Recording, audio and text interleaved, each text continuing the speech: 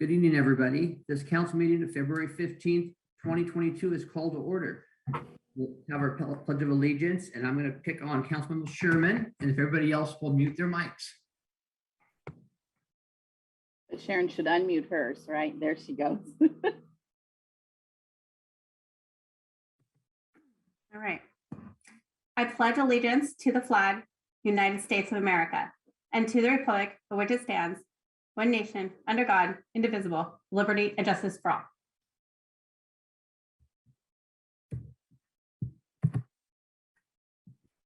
All right.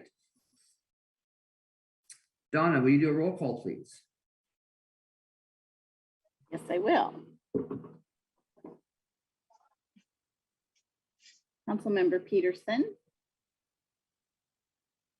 Here. Deputy Mayor Schmidt. Here. I have Councilmember McDowell next on my list, but I'll go past her. She's having a few difficulties. How about Councilmember Sherman? Here. Councilmember Gutierrez. Here. Marinesco. Here. Councilmember Bode. Here. And I don't see Kathy. She was with us, but having difficulties. So I will watch for her.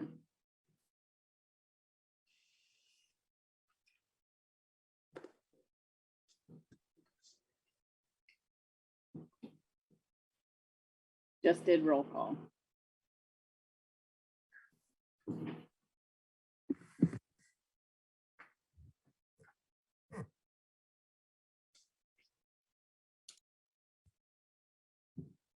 Okay, Councilmember McDowell is having a little bit of computer issues, but I got her laptop forced shut down and it's restarting, so she'll join us in just a moment.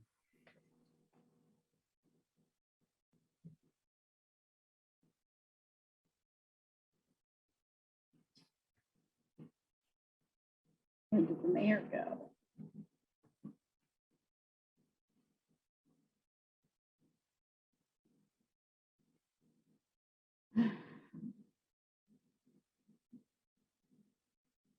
We seem to have lost the mayor. Oh, here he comes. Just one moment. And here comes Councilmember McDowell too. So good.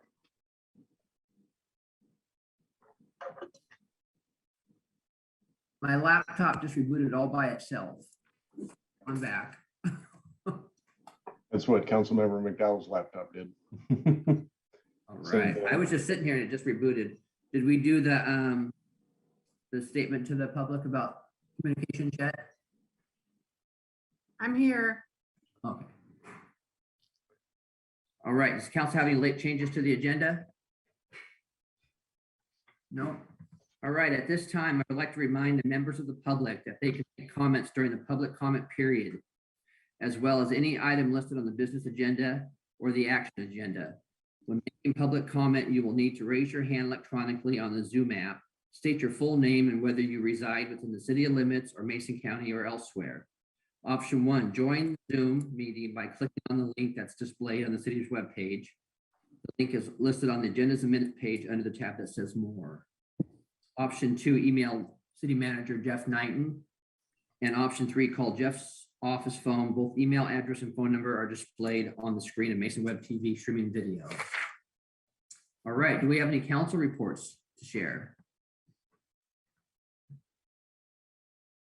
All right, Councilmember Peterson.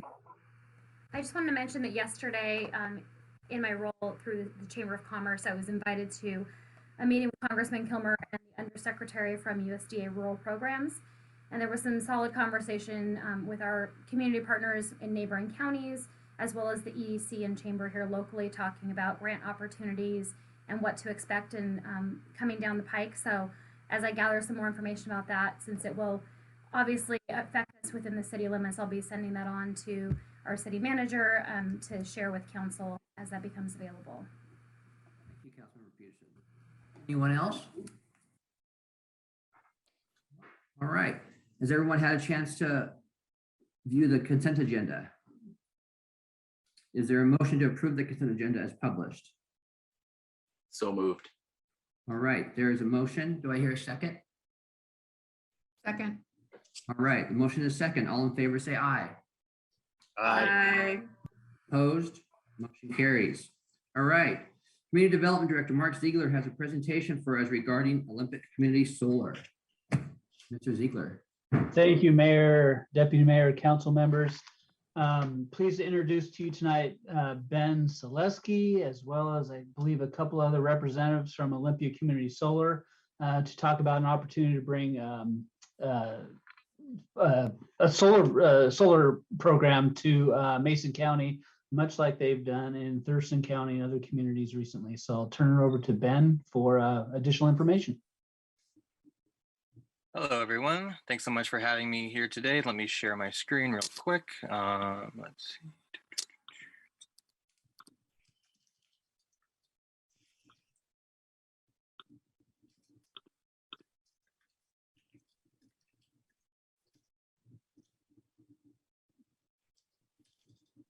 Oh, shoot.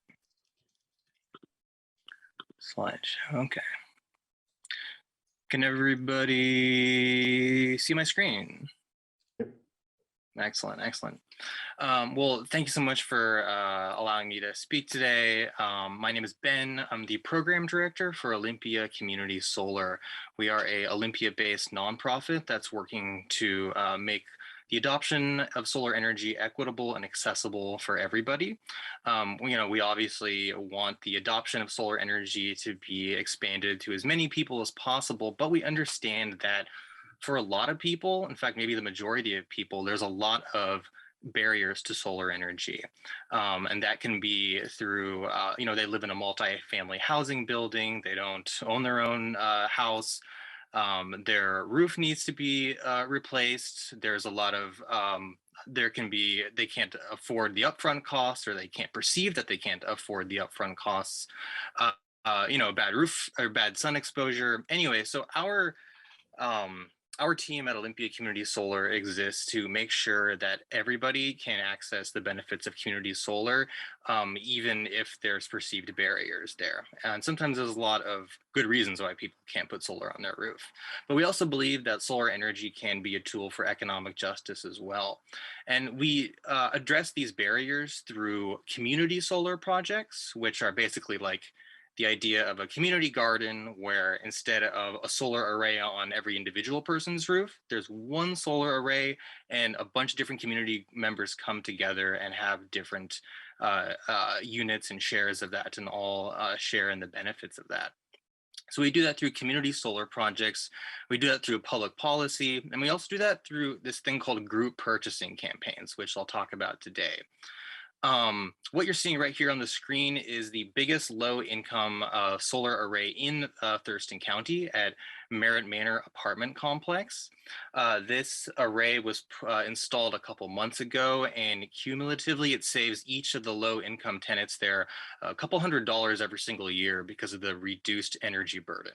And so that's a big kind of symbol of like why we want to show that solar can be a tool for economic justice, whether you can put it on your own roof or not.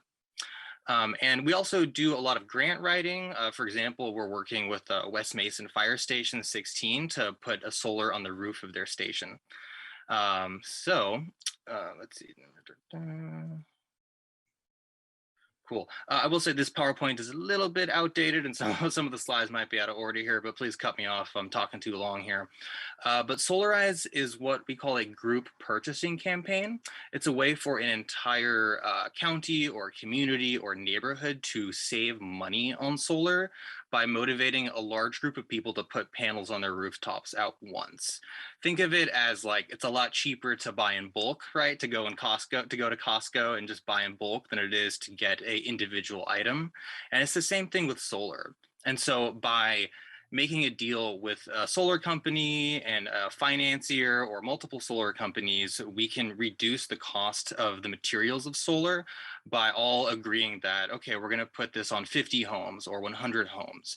And because we save money for the installer by reducing the amount of time they have to spend on lead generation, and by ensuring that they will have like this many installations, it saves them money. And then of course, those savings are passed on down to the customer.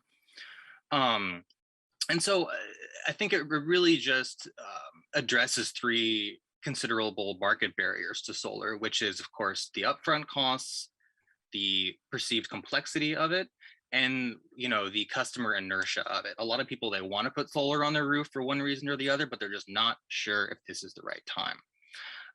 And so, like I said, the bulk contracts help to lower the cost of solar. And of course, we partner with a couple different financiers to give people special financing options as well.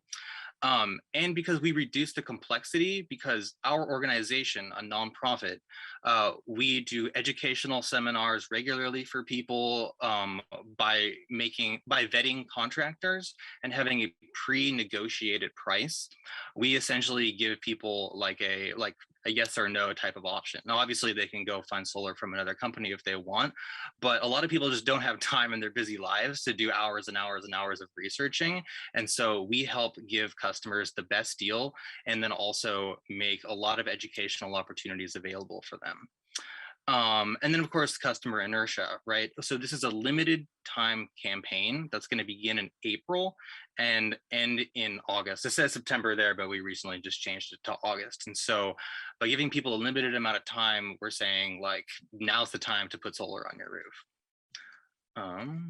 Yeah, so this just kind of reiterates what I said above, but so this is something that we've done last year very successfully.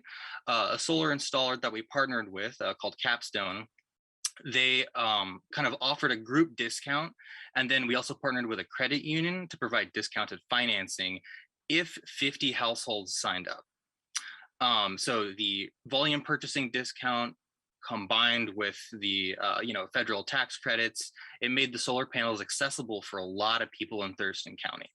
And that program exceeded pretty much all of our expectations. We were just trying to get 50 homes to go solar, and we ended up contracting 139 installations, representing more than about $2.7 million of investment. Let me just switch. Here we go. So this map right here is kind of a map of all the installations that we did. Okay, rewinding here. So this year we are expanding the program with a goal of now 200 participants. And we're going to include Mason, Lewis, and Pierce County in addition to Thurston County as well. We've done pretty much no advertising for it in advance of our April launch, and we've gotten more than 50 people already signed up on our wait list, and that's with zero advertising.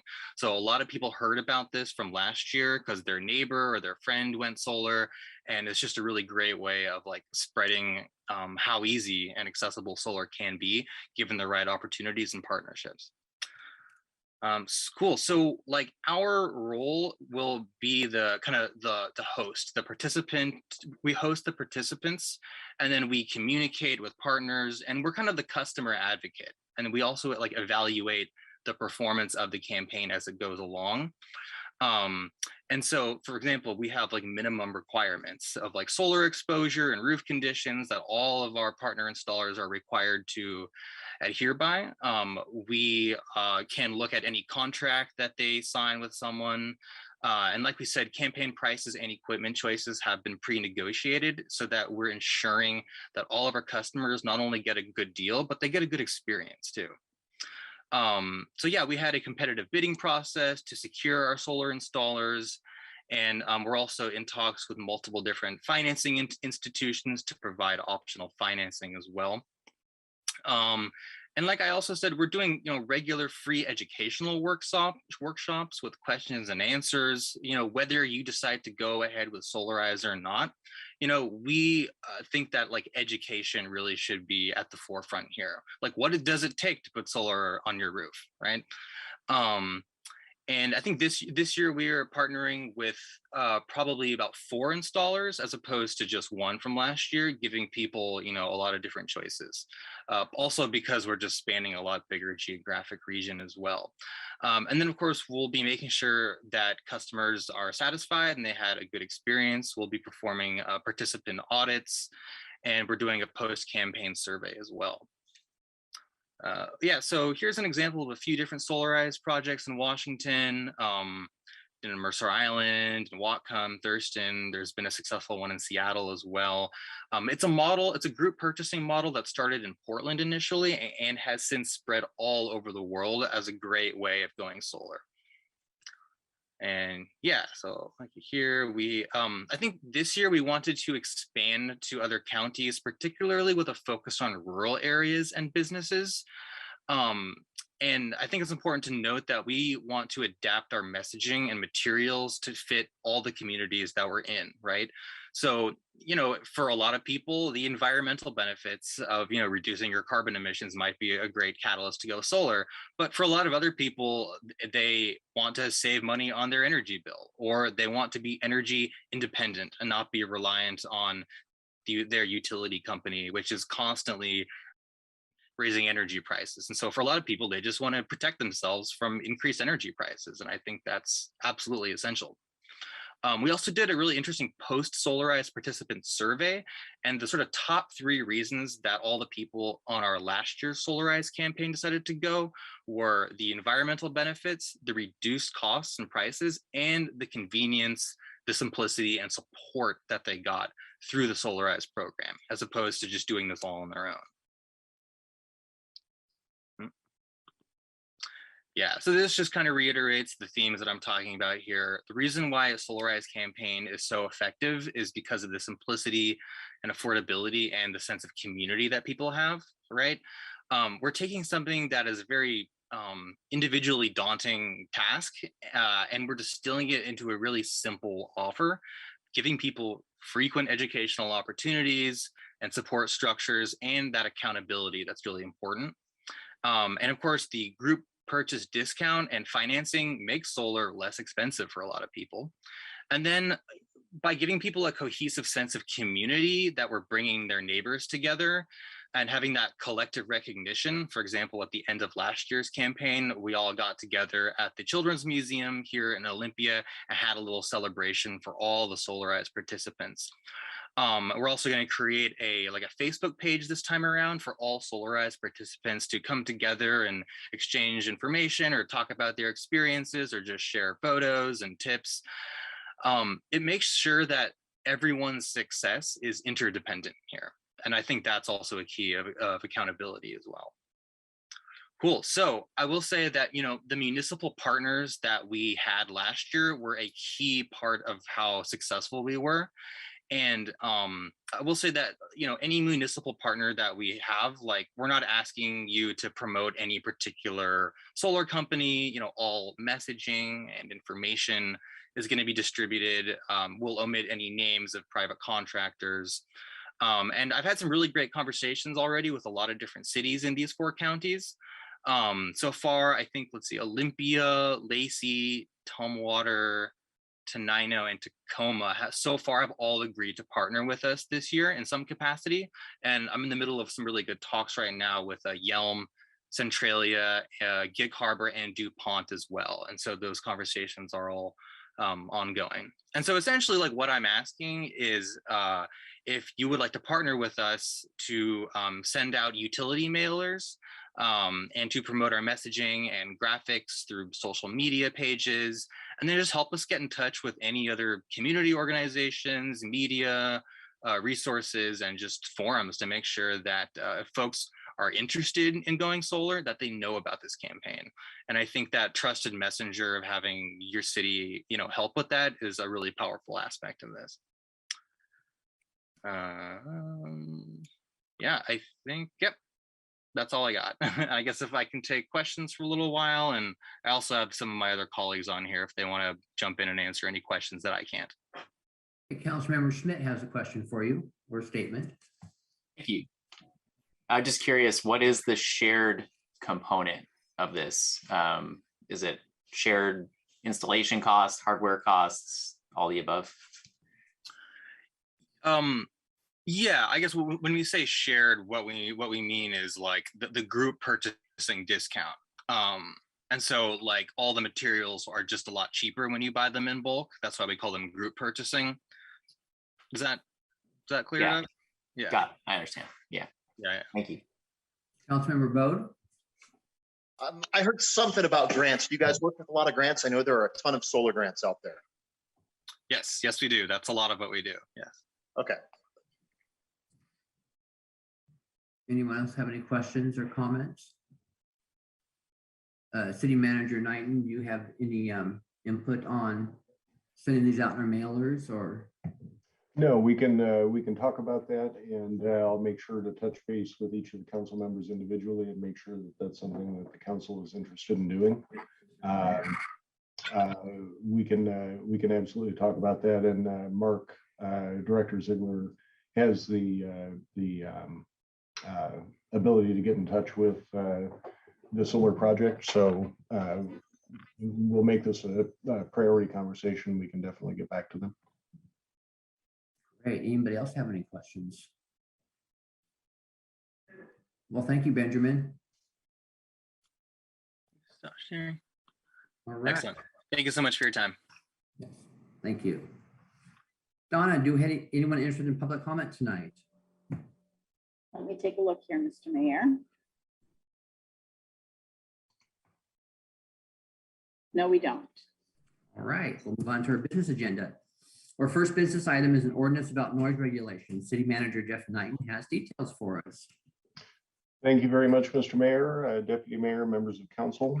This noise regulation ordinance was brought to council on November 23rd and had a couple of clarifications and a couple of additions, some suggestions from council members that we've incorporated into this draft. For this one, actually, the only thing really that council wanted to focus on, well, two items. First is making sure that special events are not impacted by this ordinance. And in this current ordinance that you see before you, we have added that exclusion language to the document. And basically this chapter shall not apply to special events for which a permit has been issued. So any forest festival, any big events like that that have fireworks or that go on past a certain time, this particular ordinance will not apply to. The second is that council was interested in having a more progressive structure in order to address noise complaints. And we've incorporated that into this draft. So instead of just stating that violators are subject to up to 90 days in jail or $1,000 fine, what we added in was a progressive way to address it. It's a verbal warning at first for the first offense. The second shall constitute a class 2 civil infraction, which is defined under RCW. And the third is you go up to that maximum penalty of misdemeanor up to 90 days in jail and up to $1,000 fine. The real question here is what I heard at the study session is that council was interested in having that second contact be somewhere close to $125, something roughly in there. So what we have in this version is it's a class 2 civil infraction, which is $125 fine, but that does not include any other assessments by the courts. So that could be a total of up to, I believe it was $200. If council wanted to make it a little bit less than that, they could go to a class 3 civil infraction, which would be a $50 fine plus the assessments. So that's definitely something that I would like to hear from council on, and that's all I have. All right, thank you, City Manager Knighton. Do we have any public comment?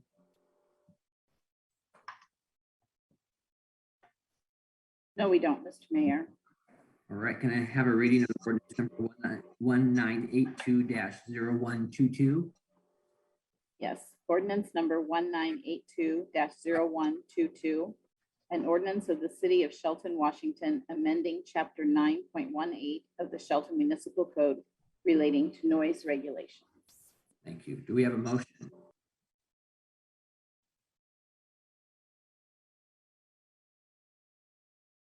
You're muted, Deputy Mayor.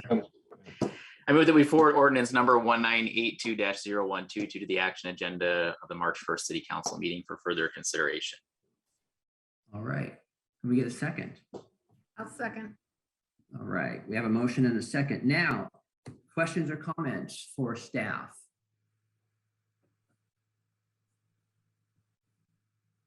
Anybody? Oh, I'm sorry.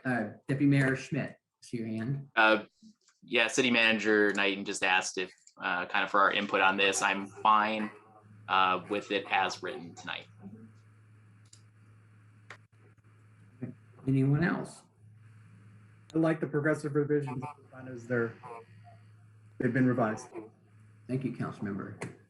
Anybody else? All right, we have a motion and a second. All in favor, say aye. Aye. Aye. Opposed? Motion carries.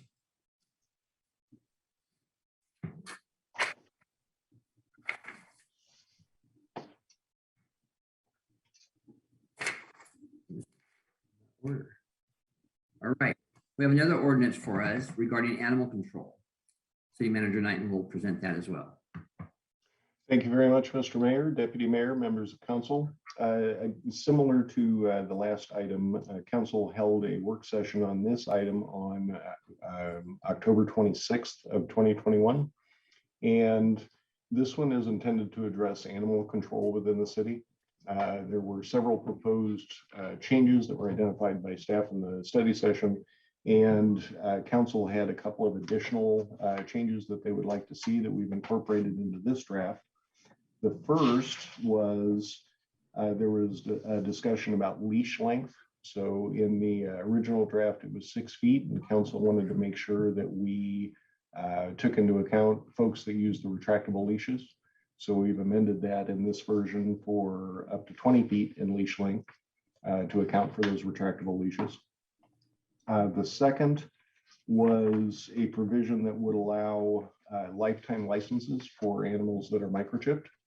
And we have included that in this provision as well, in this version as well. Let's see here. There's a whole bunch. This was a much longer one than the last one. So licenses issued to microchipped animals shall be in effect for the lifetime of the animal. That's how we address that. And that's in section 7-04040 of this ordinance.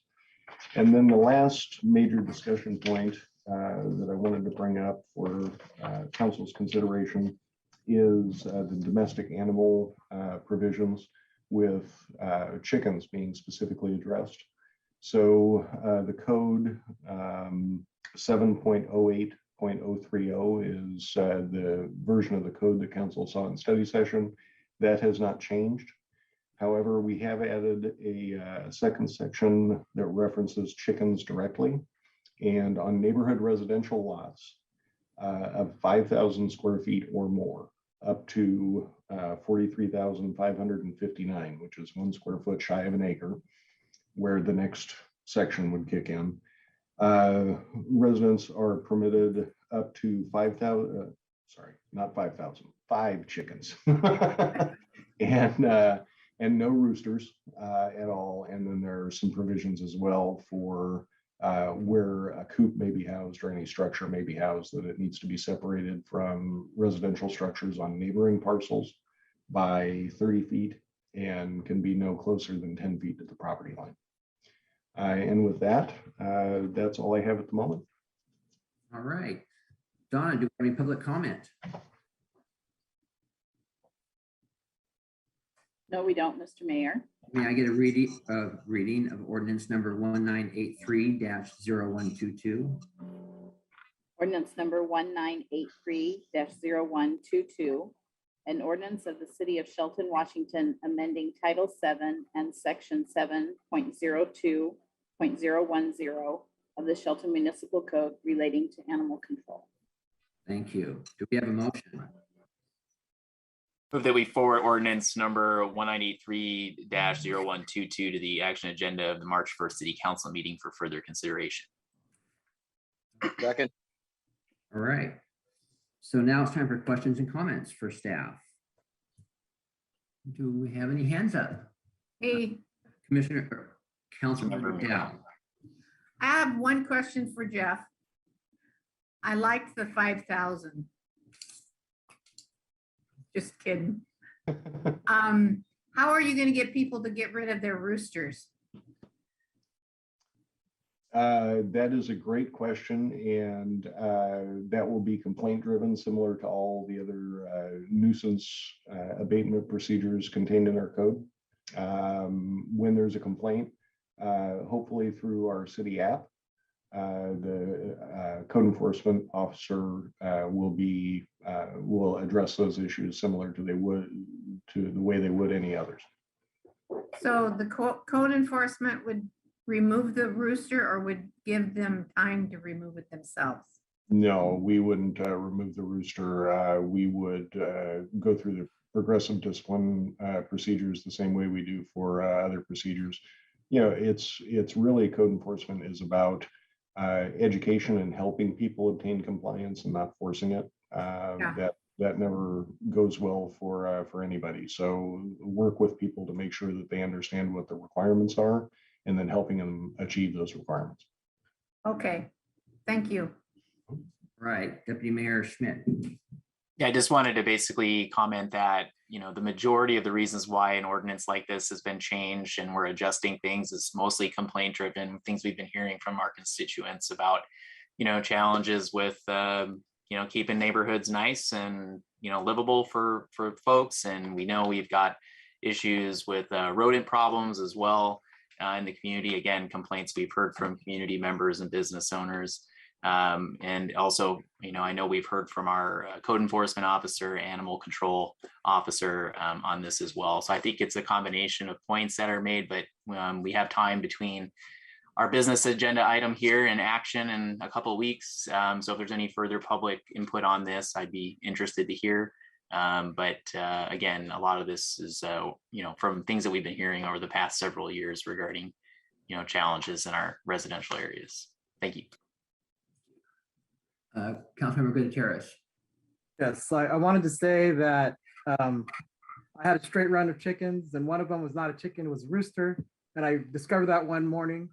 And code enforcement was called, and they were actually very nice. And I said, yeah, you know, I have, you know, and I went online, someone picked up the rooster, said, hey, free rooster, you know. And I'm saying there are a lot of like Shelton talks or something. I'm just saying that the code enforcement is very, and if you're a good neighbor, then I think things are settled, you know, really, really quickly, especially with roosters. Look downtown. So, yep. Thank you, Councilmember. Anyone else with comments or questions? Councilmember Sherman has their hand up. Who? Oh, I'm sorry. I can't see. It's way light up there. Sorry. You're okay, Councilmember Sherman. Here, let's go. I'm just curious, let's say your neighbor has 10 chickens and they're only supposed to have 5. What happens? How does that get handled? It's similar to the way the roosters would be handled is if there is a complaint, we're not similar to other code enforcement issues. We're not going to be driving around looking for issues of that nature. The only thing we really do that for are issues of public safety. But if there is a neighbor complaint, we'll address the issue, explain what the requirements are in the city, and then help the family, the household gain compliance. So follow up to that, if let's say they are spoken to and they don't listen, and next thing you know, they've got 20 chickens. Yep. Then what's the next step? So the next step would be, well, a couple of interim steps. So you'd get the verbal notice, you'd get a written warning, then you would receive a civil citation, and we would see you in the courtroom downstairs eventually. Thank you. But that's not anywhere we want to go. All right. I don't see any more hands. I don't have a problem with most of this ordinance. I'd like to see a couple small tweaks. I'll be the bad guy. I think we need to do away with chickens. We have a terrible rodent problem in Shelton. You can see rats running across the street everywhere in town. And I believe that, I think that chickens are just some of the problems with all of the feeding them outside and all of the poop all over the place. I really think we should do away with chickens. And I'd like to hear what the rest of the council has to say about that. If they have any comments on that. And nobody did. I take no problems with chickens, and I have still yet to see a rat downtown. And even demoing a whole building down there, I've not seen a rat, but I've heard this from many people. Okay, council members or Deputy Mayor Schmidt. Councilmember Gutierrez is ahead of me. Go ahead. Oh, okay. Chickens are food security, and I think that's really important. And I think it's also a cut in the whole circle of life. If you have your food close to you, you don't have to spend energy to go out and get it or someone to bring it to you. And I think independence, energy independence, food independence is very important to me. And I think chickens are part of that. And I think if you are a responsible chicken owner, you reuse chicken fertilizer in your soil and not nitrogen fertilizer. And I think there are a lot of good things about chickens and learning about animals and taking care of them. Okay, Deputy Mayor Schmidt. Yeah, I don't necessarily disagree with you, Mayor Onisco, but I believe that, that would be quite a drastic shift from where we were going. I think it's something we can look into and we should contemplate as population increases and, further development occurs in the city. And again, looking at this from the perspective of neighborhood residential zones, and being specific on the zoning component of it. I think, again, it might be just a little soon to go to a full-on, prohibition of chickens in the city limits, but I don't necessarily disagree with the facts that, especially with kind of animal on the loose, just running free out in the street and things like that. I know that those are frequent nuisance calls that the public, calls into a non-emergency for, a response to get that taken care of. So those types of things, I'd be interested in seeing how this helps police that problem and then go from there. If it gets, it doesn't seem to be making any headway, then I would absolutely entertain more conversation on adjusting this language. Okay, thank you, Deputy Mayor. Councilmember McDowell. Well, the mother of chickens here, I've had in my yard and I keep them in the coop. So I'm a responsible chicken owner. I don't have them right now, but there were rats in the city way before chickens came here. And they've had just as much trouble with rats in the city now as they did 20 years ago. So I think eliminating chickens altogether, there are families that depend on those eggs and depend on the meat. So I think that we can look at it, but I think that we need to maybe figure out something else as far as, not eliminate them altogether. Thank you, Councilmember. Councilmember Sherman. Mine's more of a comment than anything else. I did at one point have 80 chickens. I did not live in a city limits. I lived way out on acreage.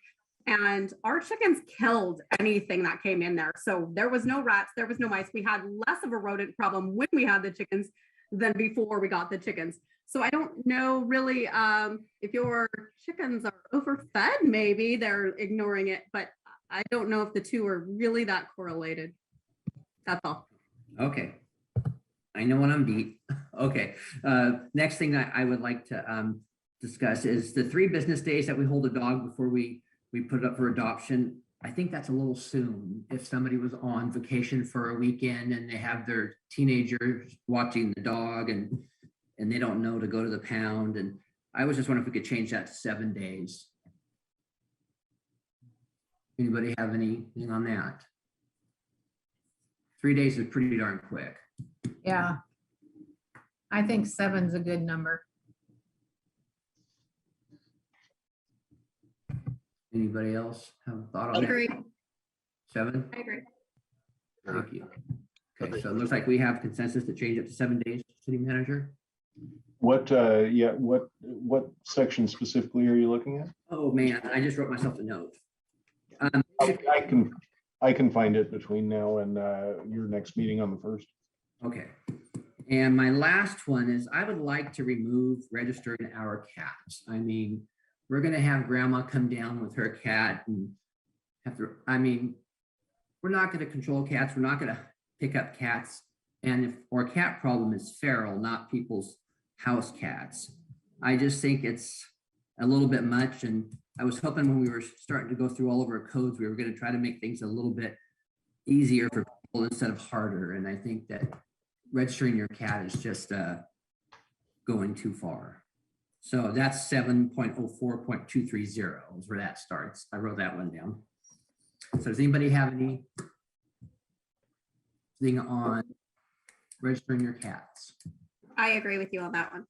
Thank you. Anyone else? I agree, Eric, on that one too.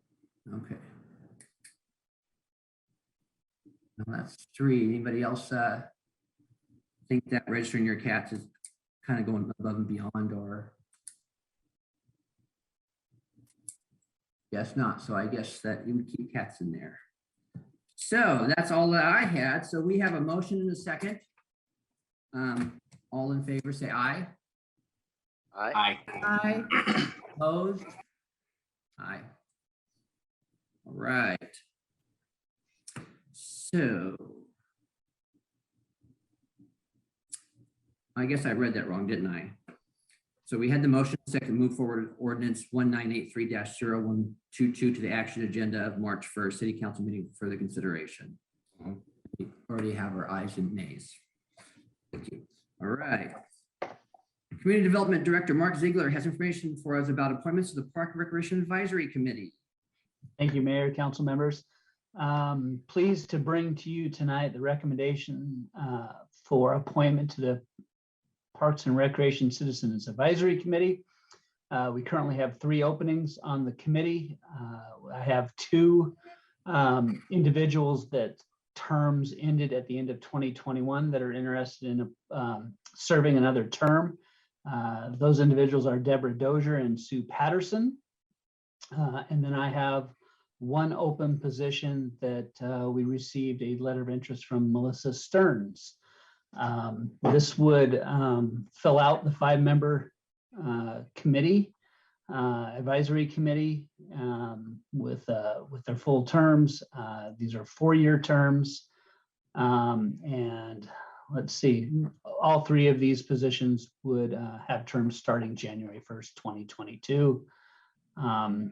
As the 3rd term that Melissa Stearns would fill expired at the end of 2021 as well. A little late breaking news, I guess, if you will. We had a Parks and Recreation Advisory Committee meeting last night. We received a letter of interest from another individual in the city of Shelton, Mel Schneider, that is interested in serving on the committee. And one of the existing committee members, Chris Wright, has offered up that position to Mr. Schneider, as Chris is a union resident and travels quite frequently and is not as available as he is thought he once would be when he was appointed. So we really appreciate these individuals stepping forward in their civic engagement with the city of Shelton, and looking forward to the council's action potentially at the next meeting for appointment. All right. Donna, do we have any public comment? No, we don't, Mr. Mayor. Do we have a motion?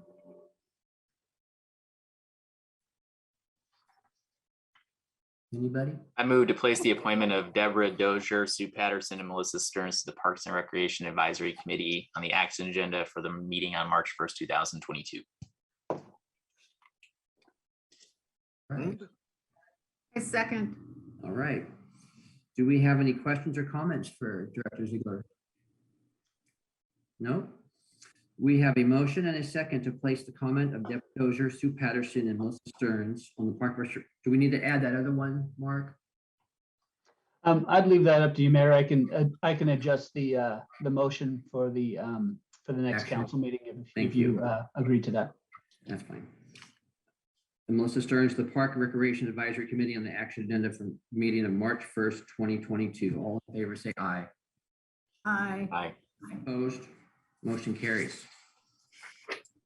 The last business item is resolution for chip seal final acceptance. City Engineer Ken Gill has details for us. And Mr. Mayor, if I could jump in here just really Sure. quickly, it is right now 6:45 and we had advertised an executive session at 6:45. I just wanted to make sure that everyone is aware that we will start those executive sessions, the first of which immediately following this regular agenda, and then continue on with the second one. But because we're at that exact time, I wanted to mention that to make sure the public is fully informed of how this agenda is going tonight. Thank you, City Manager Knighton. All right. Ken, you have the ball. Good evening, council. I hope you each had a good Valentine's today. Today, we're going to talk about showing North 13th from the hospital to Wallace Neal and some love with a chip seal. You're a So, day late. You're in trouble with your wife, sir. Yesterday was Valentine's Day. Yeah. So I'm going to share my screen and we'll go through some pictures.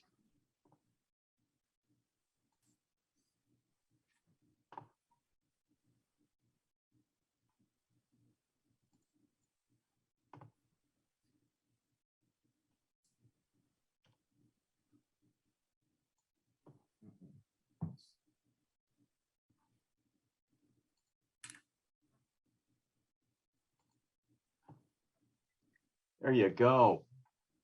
Okay. Okay, so scope of work real quick. So your city crews removed some turn arrows and some center turn lanes, recessed pavement markers, local contractor Stipe Right crack sealed. Sierra Santa Fe out of Ridgefield placed crushed rock over tack in the project limits. And then Albina Asphalt sprayed on some fog seal. And then Stripe Right came back afterwards and installed some striping and crosswalks. So here's Albina Asphalt out putting out down some tack. A little bit more tack there, followed by the chip spreader. So there's a close up of more chip spreader. And of course, to feed that thing, you got to keep putting rock in to keep it going.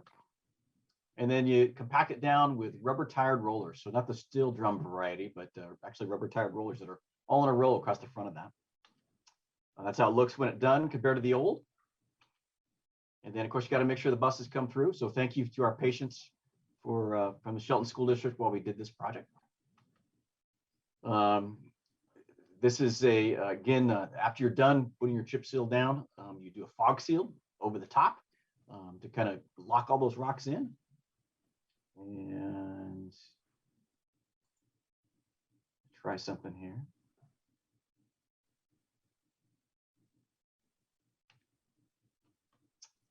There it is again.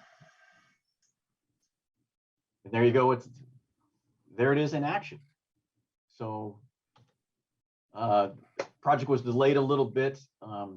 Crews got a little bit of a hurry, didn't put any paper down on top of the sewer manholes. So they had to come back and chip those off. But we've awarded the project for about $137,000. We'll end up paying about $130,000. We underran the rock, underran the fog seal, but a special thank you to Alan Eaton. So he's a longtime local resident, works for Albina Asphalt, was a big help teaching a newbie all about the nuances of chip seal. So that's all I have to present. Do you guys have any questions? All right, Donna, do we have any public comment? Let me take a look here, Mr. Mayor. No, we don't. All right, do we have a motion?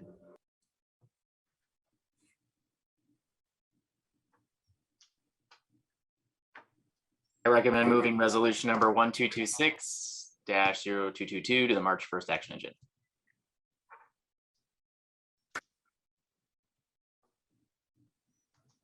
I second it. Thank you.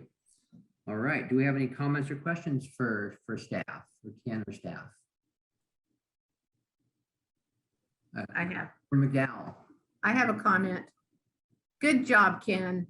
Looks beautiful out there. Thank you, Councilmember McDowell. Yeah. Thank you, Ken.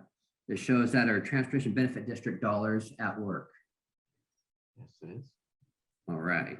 We have a motion and a second to move resolution number 1226-0222 to March 1st action agenda. All in favor, say aye.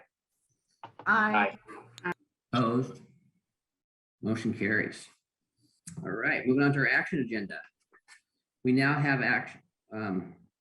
We have another item from Ken regarding 2 design contracts.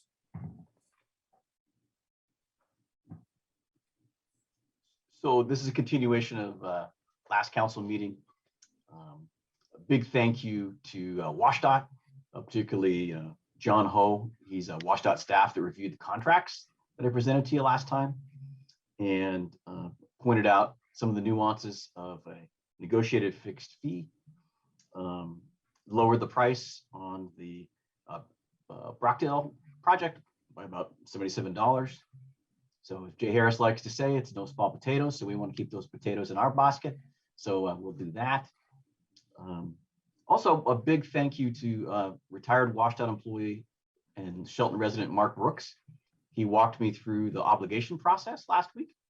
And so Shelton is again blessed and lucky to have him as a local resident and allowed him to rely on that resource. So we went through the project scope last time, but Eric Howe with RH2 Engineering is here, and he can answer any questions on project scope, design scope. Do we have any? That's all I had to present. Oh, perfect. Do you have any public comment, Donna?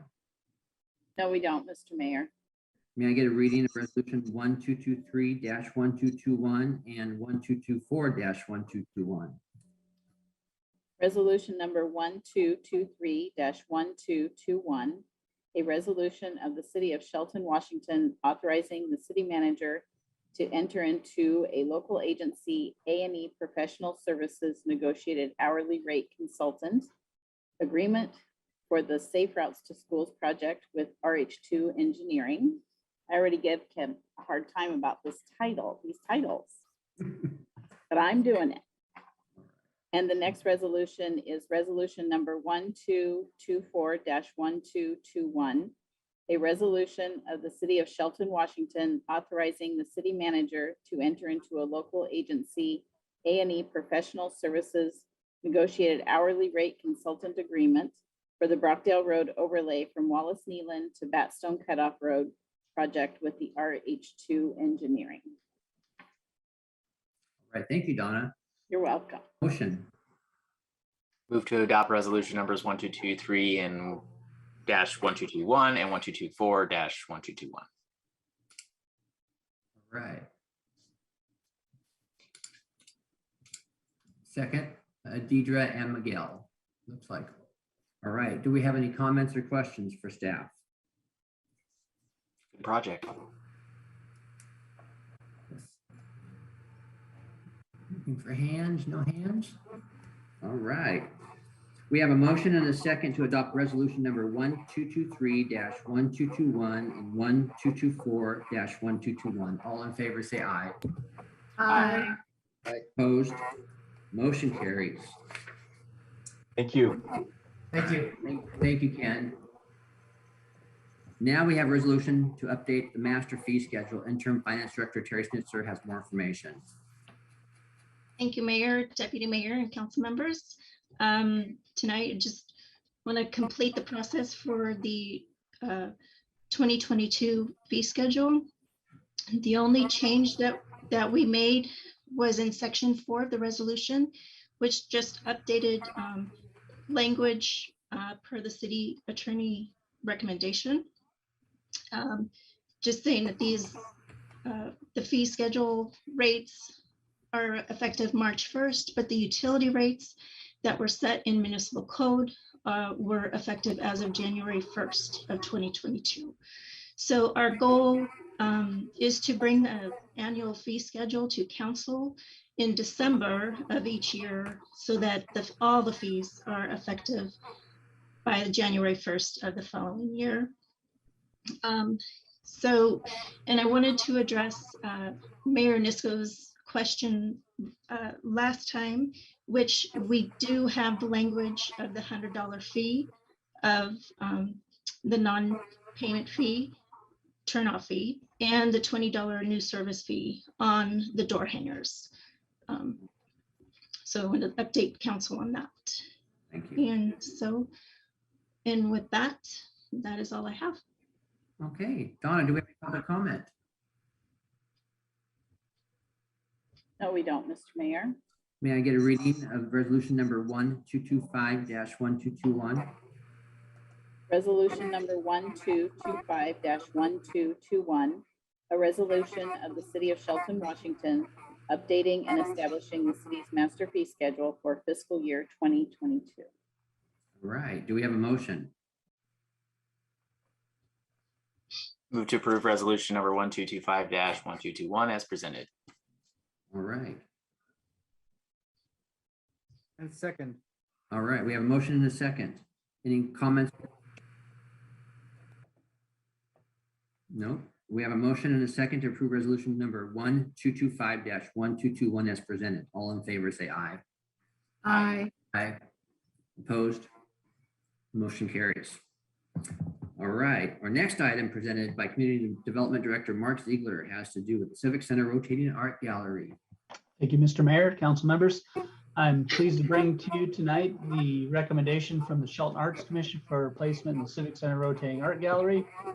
The city called for artist submittals by January 28th. We had 2 artists submit for the gallery by the name of Deborah Chava Singer and Sarah Dobbs.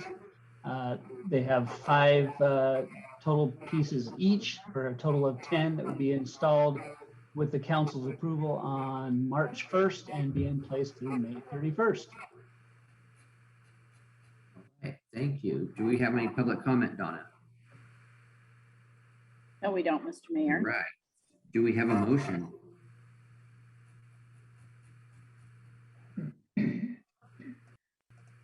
I move to approve the Shelton Arts Commission's recommendations for placement in the Civic Center Rotating Art Gallery.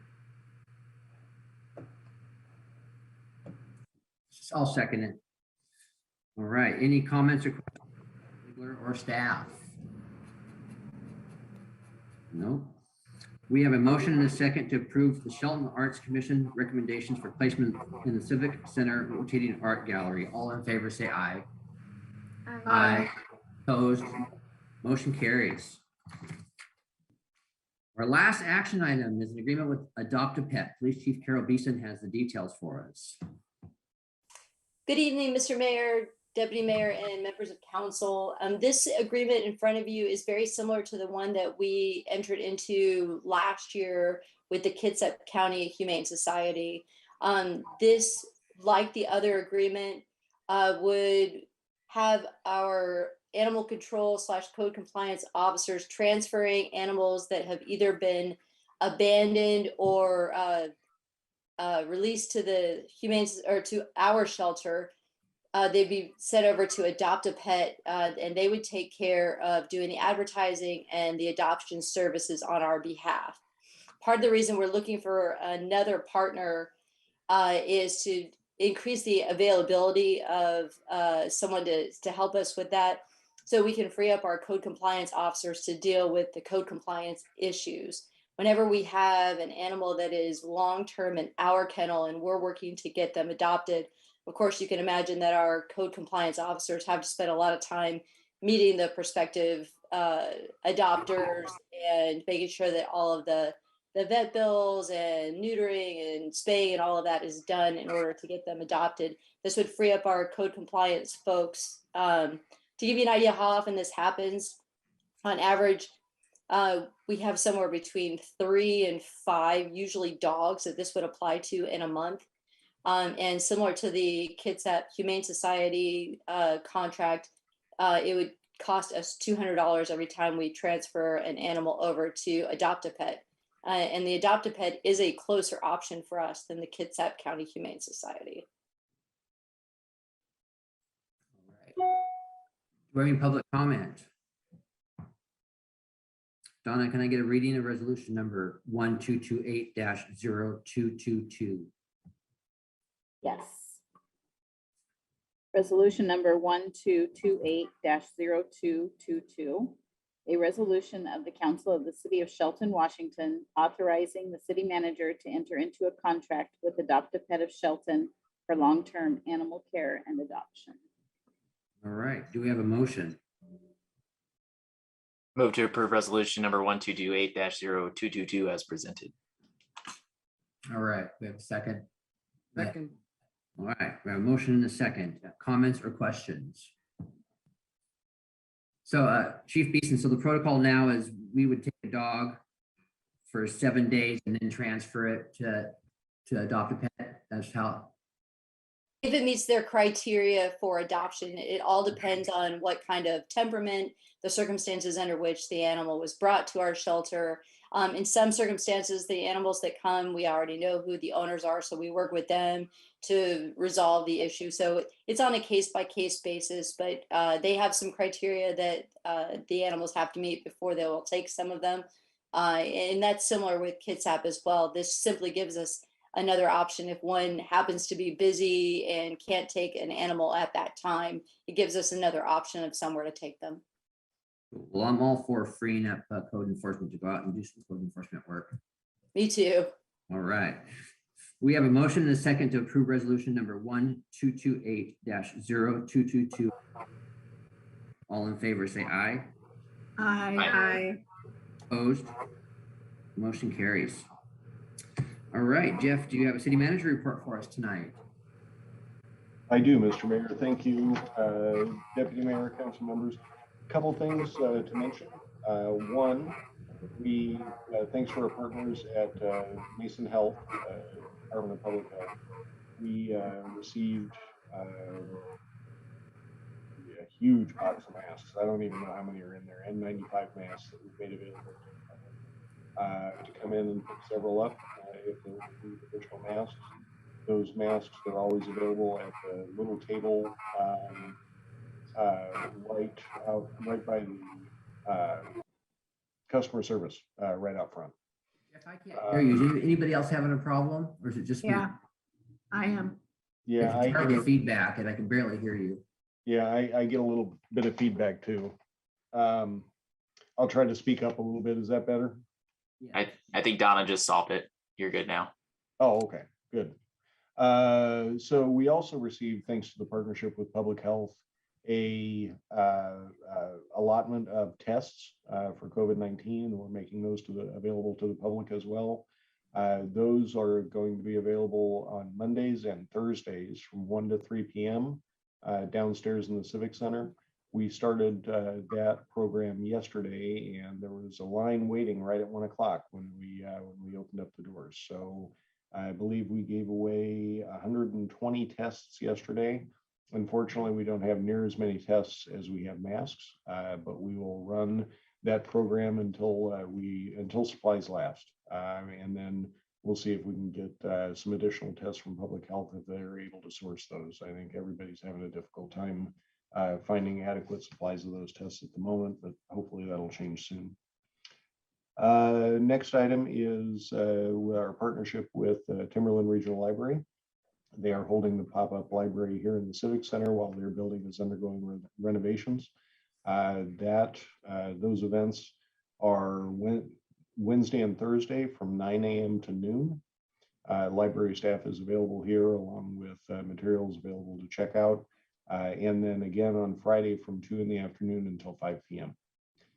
So I wanted to make sure that was available and widely known by the public. On the 22nd, starting with our looking ahead, you'll have a annexation 101, which is not to talk about any particular piece of property, just about the process and how annexations are taken care of. I've made sure to invite County Administrator Mark Neary and Port Executive Director Wendy, and her last name just went right out of my head, but I wanted to make sure that our partners were involved in that discussion, given the the joint meeting that council, county commission, and the port commission had several weeks ago.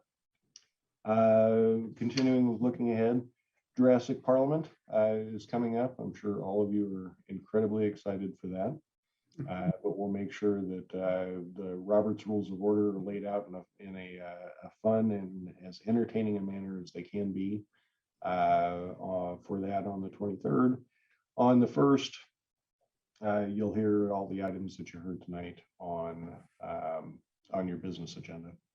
But then I did want to mention on March 8th, going a little bit further than I typically go for these updates, you'll be hearing about proposed sign ordinance and a proposed graffiti ordinance that I have been in contact with community stakeholders about. They've given us some suggestions from the community, and we'll make sure that you hear about those and can consider those when you're looking at a final draft and we bring it to business. And that's all I have. All right. City Manager Knight, I understand that we were going to do a few things up on the library hill up on Birch Street. Oh, yeah, I did want to lights up and that. stuff. And yeah, we're the water tank up at the top of Birch Street. We've had some issues there. We wanted to make sure we address those as expeditiously as we can. So what we've done is installed motion lights, and we've made sure that those motion lights on the hill only light up the interior. They won't affect neighboring properties. We are also installing a hatch alarm that is connected to our SCADA system, so that if there's any problem with the interior of that tank, we will be notified immediately through the hatch alarm. We're also looking at additional fencing, a little bit higher fencing and some more security around that facility. And we are making sure that we're in communication with our community service crews to address the area near that tank for garbage and other items. Just more broadly, for addressing the homeless issue overall, more globally, Council adopted the prohibition on camping on public property not too long ago. And we are enforcing that as best we can.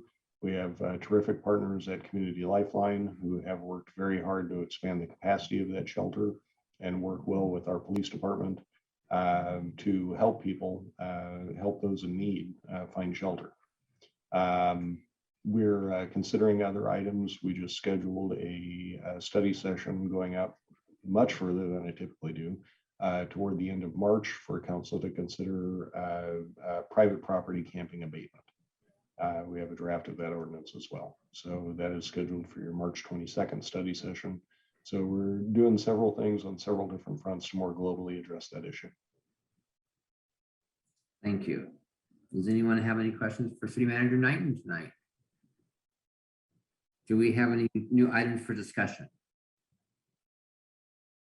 Then we are going to adjourn out of this meeting, log into an executive session for potential property purchase, RCW 42.30.110(1B). There'll be no action to follow. But we'll be back. And we're expected back in 15 minutes, Mr. Mayor. So that will be, what would it be? 7:28, I believe, if I can math right. See I think everybody on that side. 7:23. So I can't math right. We'll be back. I wasn't going to say that part, but it's 7:23.